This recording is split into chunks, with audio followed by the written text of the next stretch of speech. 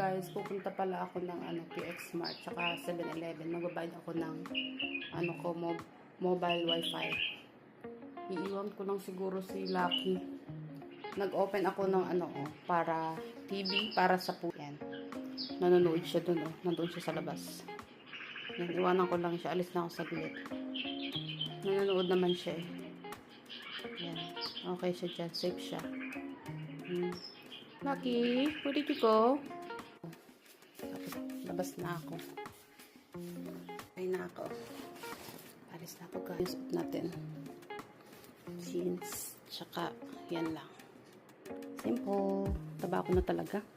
Kunin ko lang itong bag ko. Tsaka yung bag. Para hindi na ako bibili ng plastic. Okay. See you later. Bye.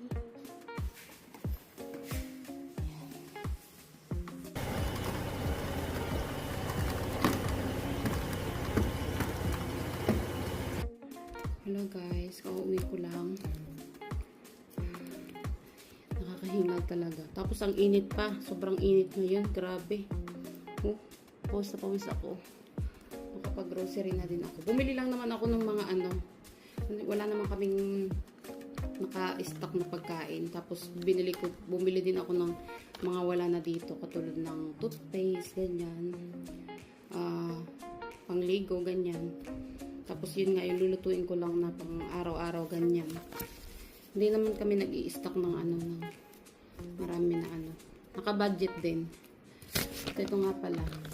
Pag bumili ka sa Family Mart, may binibigay silang ganito, mga maka-worth 1,000 ka. May binibigay silang ganyan. Ayun yung katulad nung nabili ko yung nakuha namin na souvenir. Malaki siyang bowl o mangkok. Malaki siya. Maganda yung brand niya, Stab. Ganito siya. Ito siya. Yan. Ito yung nila ngayon. Yan. Ito yung mga makukuha mo. Yan. Pero kapag kinuha mo yung mga mas mahal, magdadagdag ka ng additional charge. Ganyan. Additional na bayad.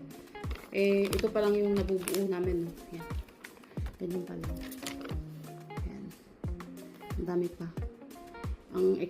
Ang yata nito, ang deadline yata nito bago mo mapuno is kailan na? Malapit na. May 1 na. Dito pa lang kami. Pero tatry natin. Tapos meron ako ngayon kasi napamili ko. Ikakapit ko lang to. Kaya ako nag-grocery kayo sa Family Mart guys. Itabi nyo yung mga ganito kasi may makukuha kayo ng mga freebies.